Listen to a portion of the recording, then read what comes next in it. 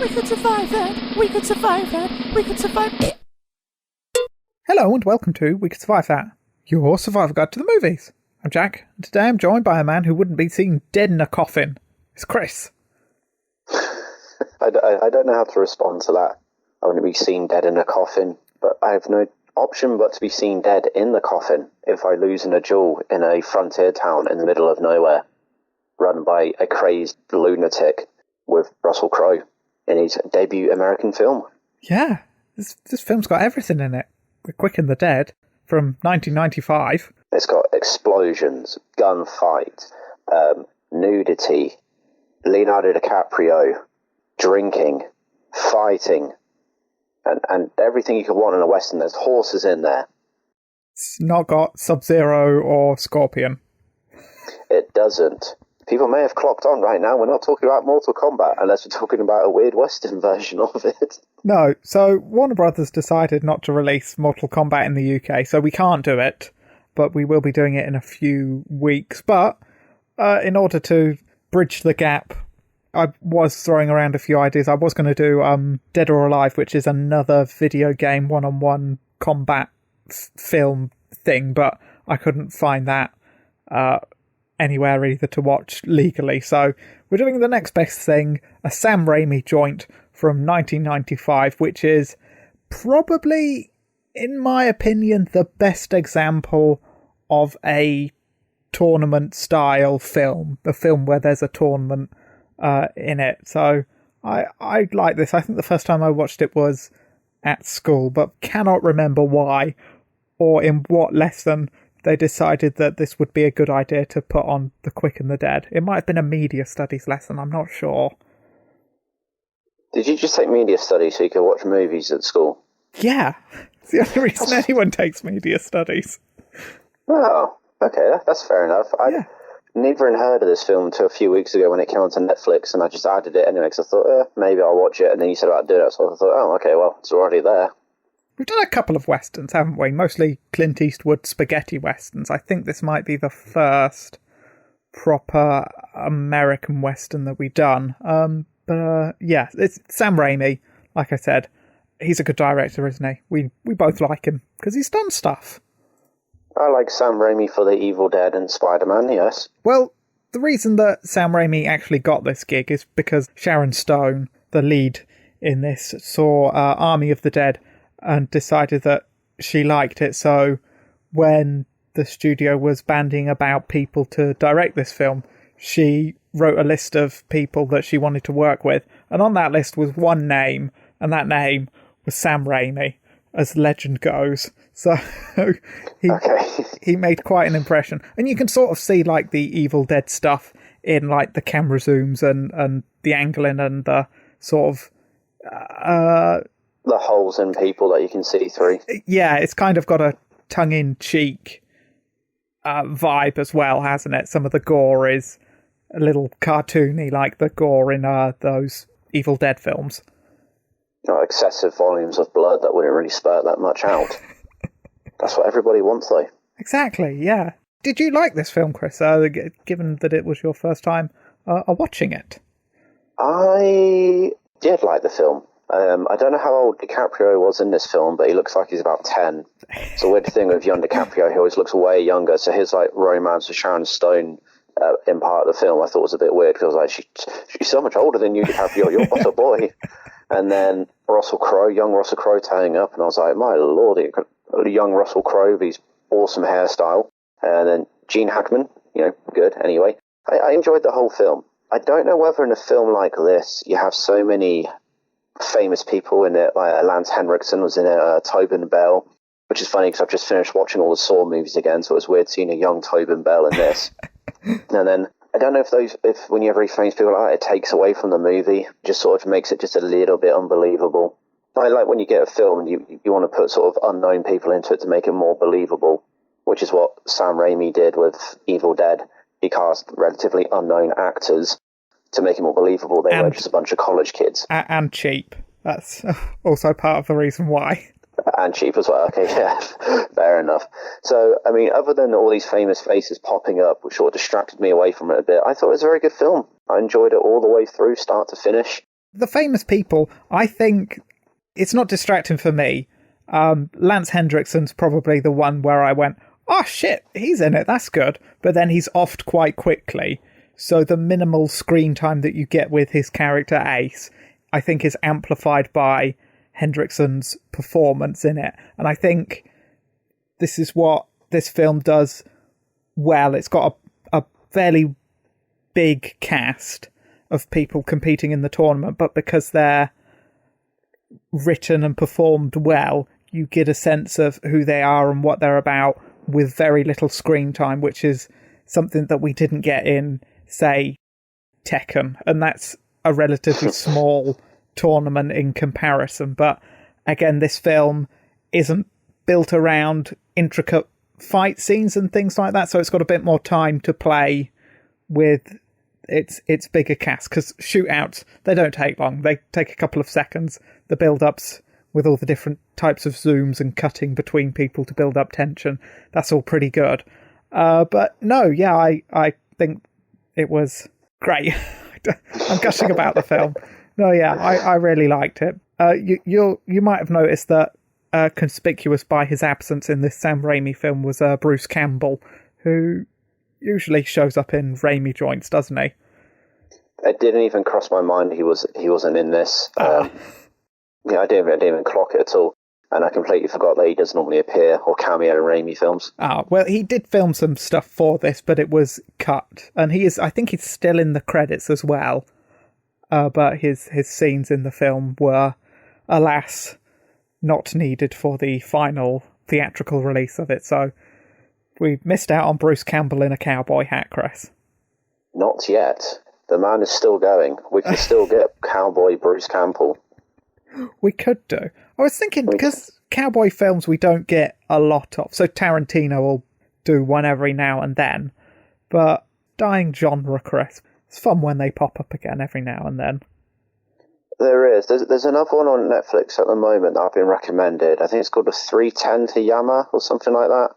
About a train robbery Western film. Apparently, I've been told it's very good. Oh, by Netflix. Highly recommended. Oh, by Netflix or people?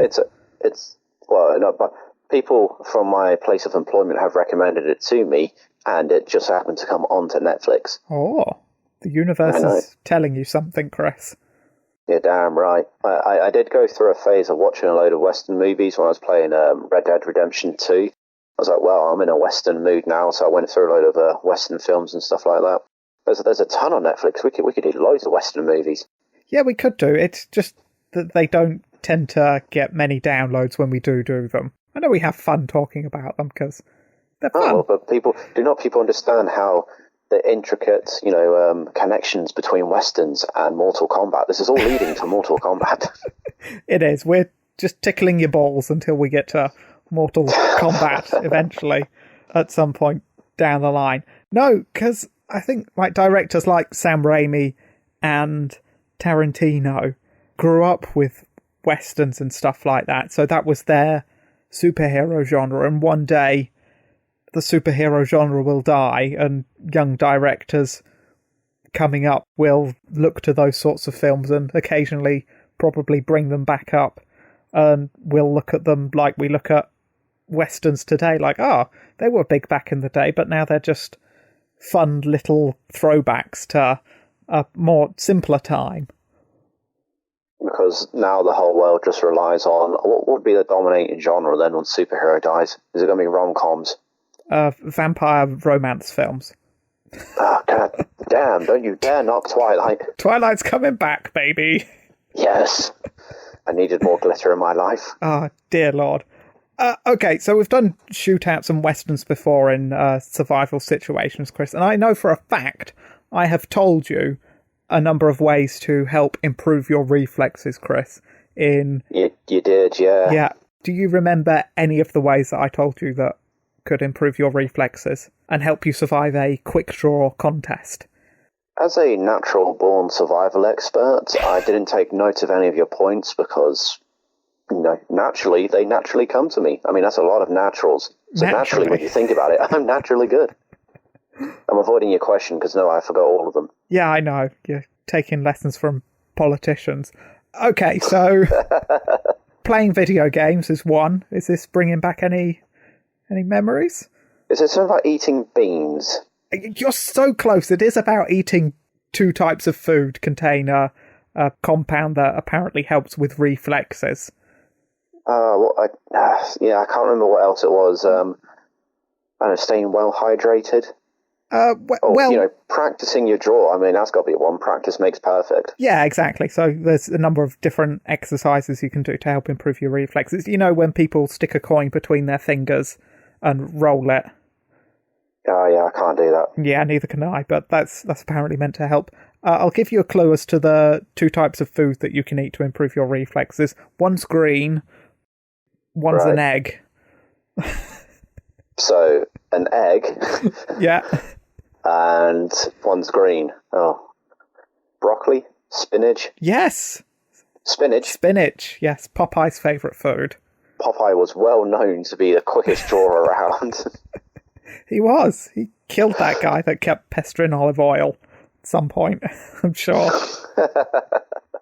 Yeah. So, are you saying that in this film, these people, because some of these people that draw their guns are incredibly quick, are you saying they ate eggs and spinach and they played video games, those classic 1800 Western video games? Yeah. Well, the video games obviously not applicable, but I'm sure some of them do practice occasionally.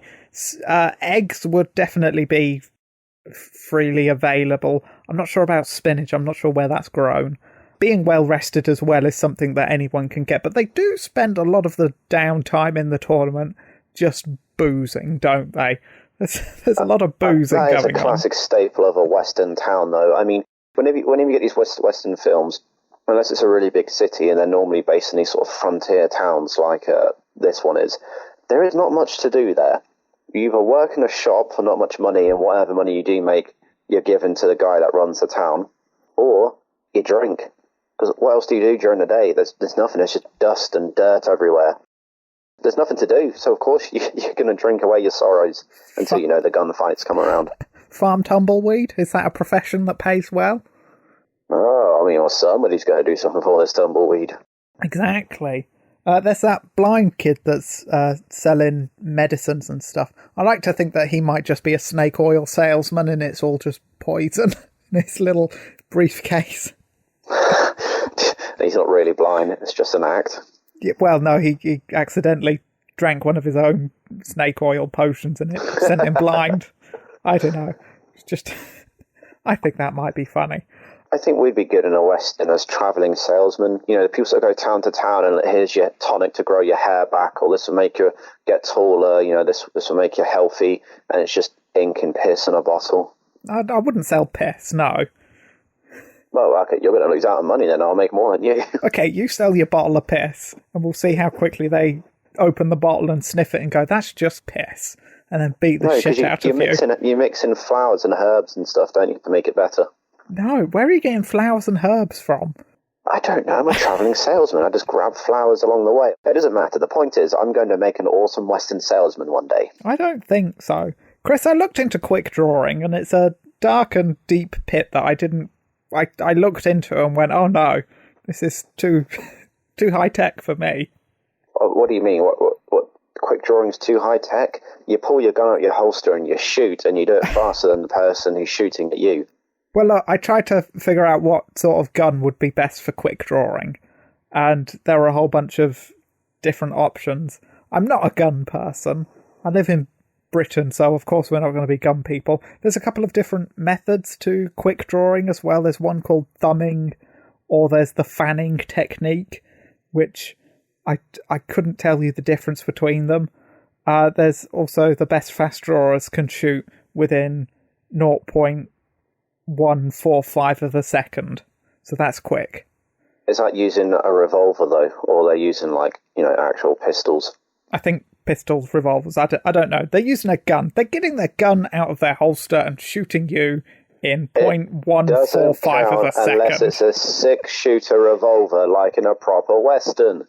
Well, they're not doing it with a musket, are they? They're not putting a ball bearing in and then jamming it and then firing it like a flintlock. Ye olde flintlock pistol. Yeah, let's see how quick they are on the draw then. 10 hours to load. Spectator sport, Chris. Quick loading flintlock pistols. Would you watch one of these quick draw tournaments if you was in the Western town? Would you watch people trying to... I mean, at first, when the tournament starts, they're just...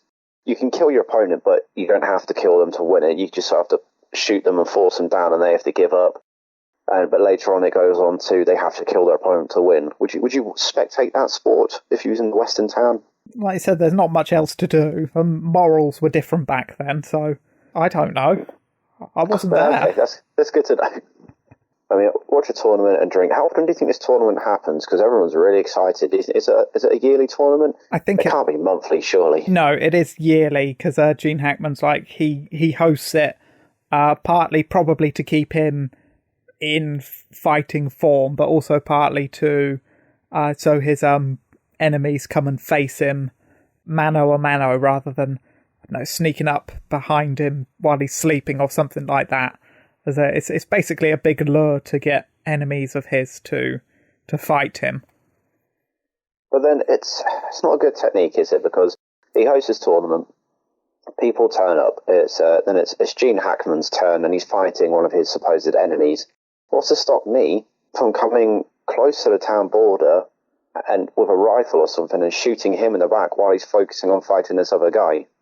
Well, the layout of the town, I think, because he's got sharpshooters on the buildings and stuff, they'd probably see you coming, maybe, unless you, rode there one night, let your horse go, and then hid in the brushes and waited for the tournament to carry on. But then sights back in the day and rifle accuracy must be a bit wobbly, so I don't know how far out you could be and still get a hit on him and also actually identify your target correctly. I mean, I could do it. I'd be an amazing travelling salesman sharpshooter. I drank my special tonic, so of course my eyesight's going to be 20/20. Well, there was that the adventurer guy. I'll find his name. Okay. Cantrell, who was a gentleman adventurer and sharpshooter. I like he got a good line in the film where the bartender went, "How do you spell Cantrell?" He's like, "Correctly." Got a big laugh. He's got attitude problem.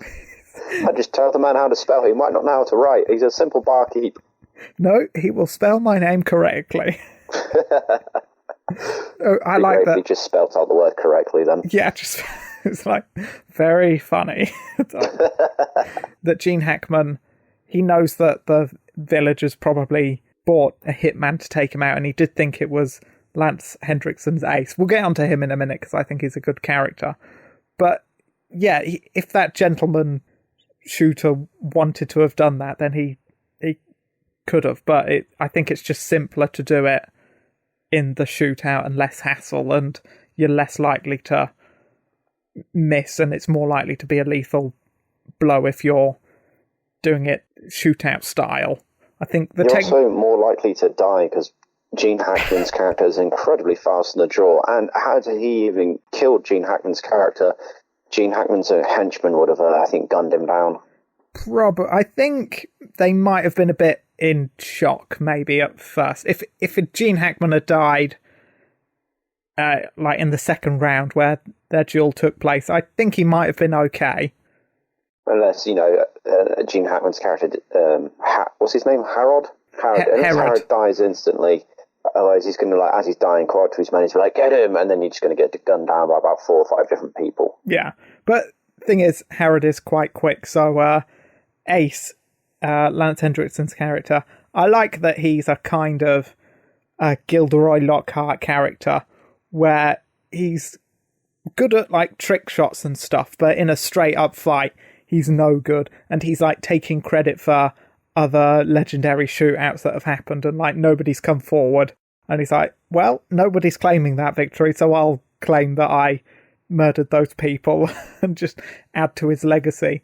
And then he's stripped of his mystique, he's killed, and then he's literally stripped after he's dead. So that's kind of, yeah. I like that as well, because before he dies, he holds up a deck of cards, doesn't he? He's like, I put an ace in for every man I've killed, and he fans them out, and there's like 20 or more aces in there. And then, but what was he thinking? Because he's got the trick shots, but he's been claiming fraud, or fraudulently claiming victory in a lot of these legendary gun battles. He's called out by Gene Hackman's character when he's like, yeah, I killed these 4 people, 2 of them right, 2 of my left, and Gene Hackman's like, actually, I killed them, so I know you're bullshitting. Yeah. I mean, why would this guy then enter a tournament like this if he's not actually good at quick drawing? I think maybe he's been living the lie so long that he's actually started to buy into his own hype. And then it's just bad luck that he enters the one quick draw competition where the person that he's claiming to be is actually there. I mean, do you think maybe he is okay-ish at quick drawing, and maybe he's won a few fights, but nothing major or noteworthy? Look, so that's why he's thinking, I can quick draw, and I'm not going to do it. So he's just some, backwards town folk. I'm Ace, whatever his name was. I forgot his last name. Just Ace. You throw an ace up there, they'll know what it means. Yeah. No, I think that he's particularly good at trick shots. I don't think he's quite quick. I think he's probably a good aim and stuff, but he's a bit slow on the draw. And he's more showmanship. I mean, you can tell he's all show from his bloody costume, can't you? So I think he's more showy-offy sportsman than like a proper cage fighter. Do you think he was hoping his reputation would unnerve whoever he's meant to fight, and they'd maybe make a mistake or miss, and then he would have his time to line up his shot and take them out? Yeah, probably, yeah. Or maybe he was just, like I said, he's hyped up on his own Kool-Aid, and he thinks he's better than he is. And then he was brutally massacred, shot in both hands, and then shot repeatedly in the chest, and then stripped of everything. They left his cards, though. That's a bit insulting to him. They took everything of his, but left him in his undergarnies and his cards. Yeah, poor Ace. He's got no dignity. And that was Lance Henriksen. I like Lance. Yeah. So I felt bad that he died. I was like, no, not Lance. Yeah. It's a Game of Thrones moment where it's a big name actor getting offed quite quickly. Is there any survival tips that you can give Ace apart from, just tone down your ego a little bit and don't enter a bloody quick draw contest when you clearly can't quick draw. I think he can. I just think he's not as good as he thinks he is. Well, he's clearly not as good as he thinks he is. So maybe spend less time stealing other people's legendary victories and instead practice your own skills, and then go out and win and fight other people, and then you can claim your own legendary victories. Yeah. And then your legend and hype will be true, and then you will strike fear into your opponents, and you'll be much better for it. Exactly. I mean, the Swedish champion enters as well, and he doesn't do so well, does he? Now, is that just because he goes against DiCaprio? DiCaprio's character, the kid, who is Gene Hackman's character's son, and he's just as good at quick drawing because he just wants to impress his dad and get his respect, so he practices a lot and he's really good at it. Or because the Swedish champion wasn't very good because there was no other good quick drawers in Sweden. It might be that, yeah. But also, is Leonardo DiCaprio actually Gene Hackman's son? I mean, in real life, no, they are not related. But oh, really? I never would have clocked that. In the film, because Herod tells Ellen, Lady, Sharon Stone's character, that he basically killed his wife because she was unfaithful with a farmer. And throughout the film, Hackman's constantly putting down his son, going, "Oh, you've got farmer hands" and stuff like that. So maybe not. I mean, he does say it was never proven to be my son. So yeah, maybe. But at the same time, he didn't just straight up go, "Look, DiCaprio, right? You're not my son. Back off." He still sort of treated him, and he showed concern for him because he wanted him to step out of the tournament, especially when later on, Gene Hackman's character is like, "I'm changing the rules. It's now to the death. You have to kill your opponent." At which point he was like, "You need to step down. No disgrace, but please step out of the tournament." So he's got a concern for him. He treats him sort of sonnish like. Yeah, but he could have shot him in the leg or something like that. He makes the rules. He can change them whenever he wants, but he doesn't, and he kills Leonardo DiCaprio. DiCaprio does get a shot on Gene Hackman just grazes his neck, but some of his final words are, "Shit, that was fast," and then he drops to the floor because he got hit in the gut. And then the doctor sort of just peers over and it's like, nah, I'm not even going to bother, he's dead. No.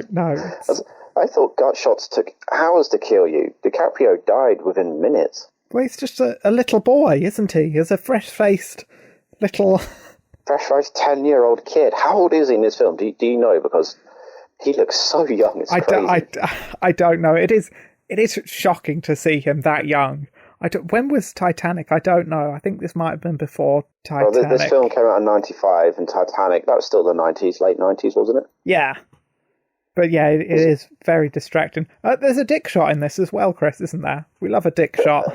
There is a dick shot, yeah. It's Eugene is shot in the pee-pee by the lady, which is Sharon Stone's character. Yeah. After he forces himself upon the barkeep's daughter, and she comes running down crying, and he comes down, sort of bragging about it, add insult to injury by saying to her dad, "Oh, she'd be a good earner," and goes down to play poker. At which point, everybody in there, including the audience, is like, "Fuck this guy." And then you're hoping Sharon Stone fucks him up, and she does. Yeah. She does, which is good. They go out and have a fight in a gun. The fight in a gun? They go out and fight in the rain, a little gunfight. It takes a while, though, doesn't it? I mean, she gets hit in the shoulder, and she fires a few shots and sort of gets him in the genitals and I think in the leg. And then he starts whimpering, and Gene Hackman's there with his umbrella going, "Come on, this is to the death. It's not over until he's dead." Sharon Stone doesn't want to deliver the coup de grace to this pathetic whimpering man. She goes in, orders a whiskey, and then her whiskey gets shot because he's back, and then she unloads the rest of her gun into him and he's dead. Do you think he meant to shoot her whiskey when she was back in the bar, or he aimed for her head and he just missed? Look, or was what he going to shoot her whiskey first to look cool and then kill her? What do you think, Chris? I think he went for the whiskey first and made himself look cool. Is what I think. But she turns around and she completely just unloads her gun into him. He dies, and then she sort of has a bit of a freak out because she says she's killed people before, but she clearly hasn't. Yeah. And she's like, "Oh, well, I can't do this. I need to leave town."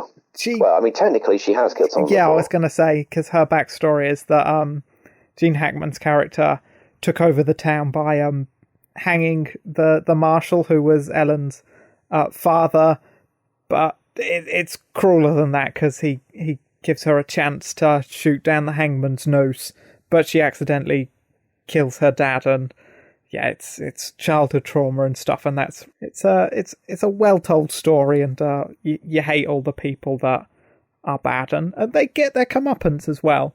Titanic was 97, if you're wondering. He aged a lot in those 2 years, and he looks old, much older than Titanic. He like a growth spurt or something. Or maybe they tried to make him look young in this because he's meant to be playing a character who's nicknamed the Kid. Yeah, so. I think it's the hair. The hair is quite floppy. Floppy hair makes him look younger? I don't know. Floppy, yeah. I don't know. So any other survival tips for any of the shootouts? Okay, so we did the first one. The Swedish guy, the Swedish champion, he survives against DiCaprio by just saying, "Yeah, I give up." Fair enough. And then, Court. We've not even discussed Court. Russell Crowe's character, a sort of outlaw turned preacher who's then forced back into town because he used to be an outlaw running with Gene Hackman's character, forced back into town and is forced to take part in the contest. He's really good with a gun, but he's trying to leave it behind him, but he ends up doing it anyway. Yeah, otherwise he's a dead man, so he's fighting out of necessity. I like his character. He has the worst gun that money can buy, and he's only being given one bullet, and they put him up against Spotted Horse, who keeps bragging, "No bullet can kill me, and I'm here to kill white men." And in the second round, where it's to the death, Court gets the first shot in, and Spotted Horse goes down. And then he sits up like a zombie and Court's freaking the fuck out. It's great.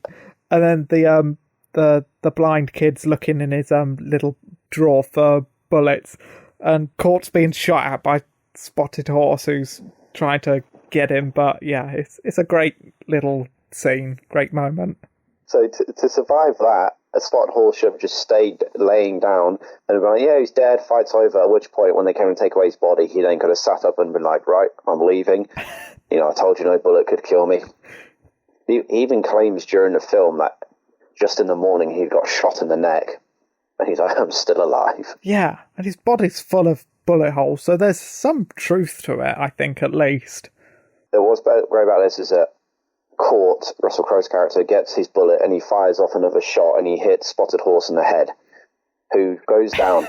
Then his hand comes back and you think, oh my God, he's still alive. And then he dies. Or does he? Or maybe Spotted Horse has just taken our advice and is playing dead because he's like, I can't beat this guy. I don't want to keep getting shot.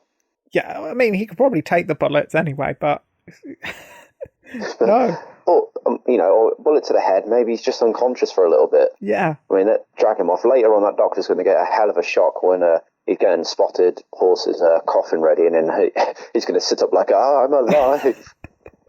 The fight continues. Yeah. He goes and smothers Court in his sleep with a pillow or something like. Well, the fight's not over until one's dead, so that's fair. Exactly. Harrod also kills one of his henchmen because he breaks Court's fingers as well, doesn't he? Denying him the one-on-one fight that he's been wanting with Court for, ever since he saw him. He's been, craving a fight with him. That's right. The character's Ratsy, one of, I forgot his name, one of Harrod's henchmen, like you said. And yeah, he hits sort of Court's right hand. I don't know if he breaks it, but he certainly bangs it up enough that he's not going to be as fast on his jaw as what he normally is. I thought Ratsy was going to get away because Harrod gives Ratsy 20 seconds to leave the town, and when he has 15 left, he legs it, and they sort of go on talking and talking. I was like, oh, okay, Ratsy has got away. I thought he was going to shoot him. At which point he then turns around and shoots Ratsy in the back with a rifle, so yeah, he didn't get away. He didn't weave at all, did he? He didn't bob and weave. No, he ran straight out into the open. He could have ducked in behind one of the buildings and then beelined it. Yeah. Ah, poor Ratsy. You weird... Poor escape options.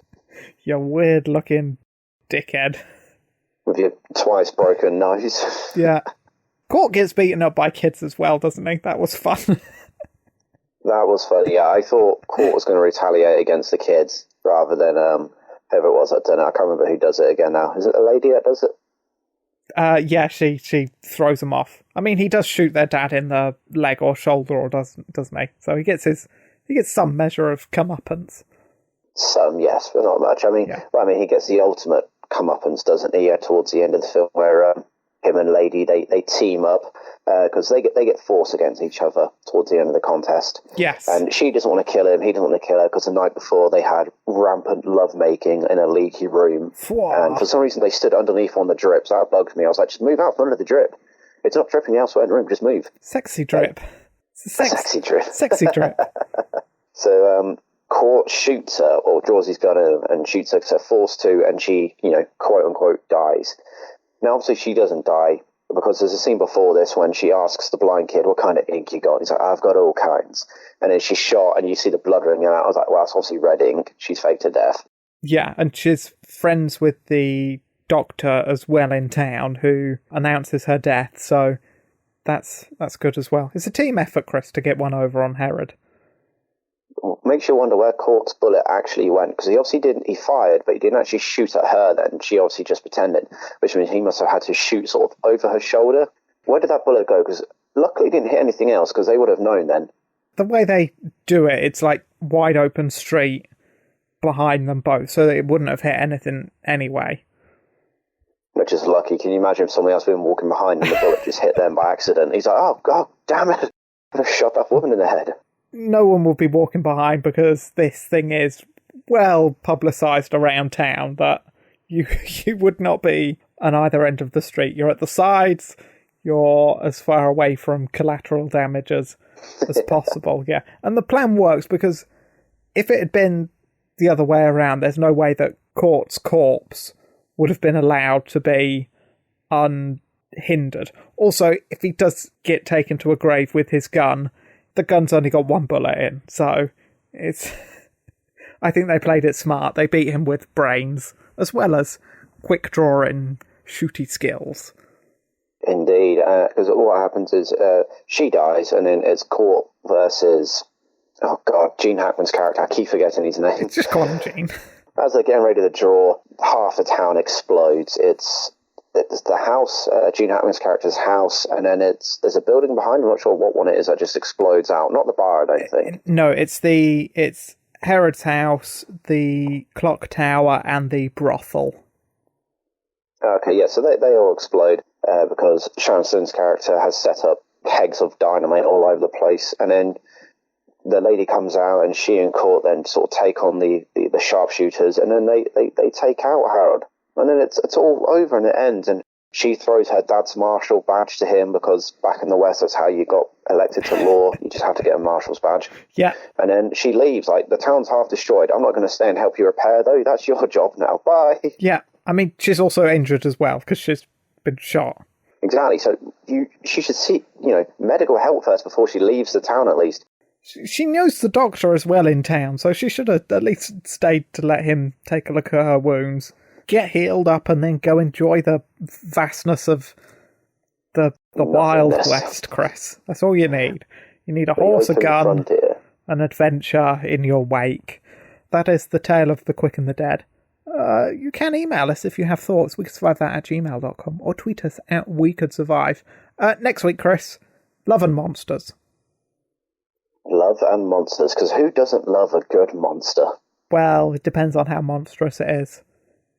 We'll find out next week.